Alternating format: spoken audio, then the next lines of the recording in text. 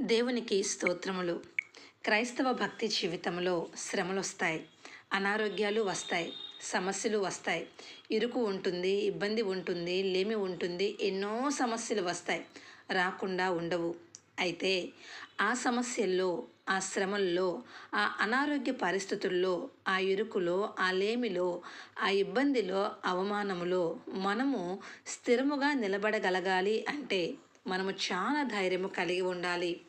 ఆ ధైర్యము మనకు ఎక్కడి నుండి వస్తుందో తెలుసా? దేవుని నుండి వస్తుంది అని మనం అంటూ ఉంటాము, అనుకుంటాము కూడా. నిజమే, దేవుని నుండి వస్తుంది. అయితే దేవుడు ఎప్పుడు మనలో ఆ ధైర్యాన్ని కలగచేస్తారో తెలుసా?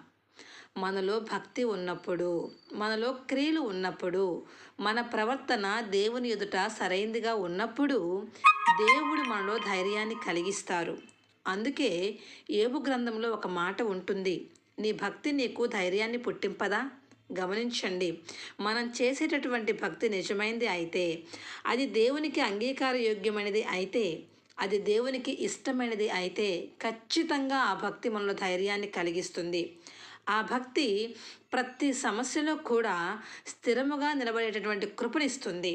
ఆ భక్తి మనము అవమానించబడుతున్నా, నిందించబడుతున్నా కూడా దేవుని వైపు చూడగలిగేటటువంటి దృష్టిని మనకు దయచేస్తుంది.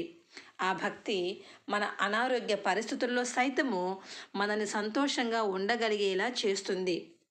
ఏది కూడా మనల్ని కదిలించకుండా చేస్తుంది యోగ్యమైనటువంటి భక్తి జీవితం.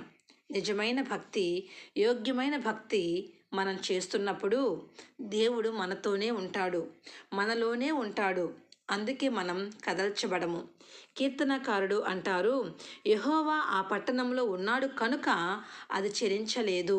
నిజమే, ఎన్నో పరిస్థితులు, తుఫానులు, వరదలు వచ్చాయి, కానీ యెహోవా ఆ పట్టణంలో ఉన్నాడు కాబట్టి అది చెలించలేదు అని కీర్తనకారుడు అంటున్నాడు. మనం ఏ పరిస్థితికైనా సరే చెలించకుండా ఉండాలి అంటే దేవుడు మనలో ఉండాలి. ఆయన ఎప్పుడు మనలో ఉంటాడు అంటే మన భక్తి నిజమైంది అయినప్పుడు ఆయన మనతో ఉంటాడు, మనలో ఉంటాడు. అంత మాత్రమే కాదు, మన ద్వారా కార్యాలు జరిగిస్తూనే ఉంటాడు. గమనించండి, యోబు భక్తుడి యొక్క భక్తి నిజమైంది, యథార్థమైంది కనుకనే యోబు గారు ఆ సమస్యల్లో, శ్రమల్లో, అనారోగ్యంలో కూడా ఏమాత్రం చలించలేదు. ఇంకా దేవుని స్తుతిస్తూనే ఉన్నాడు.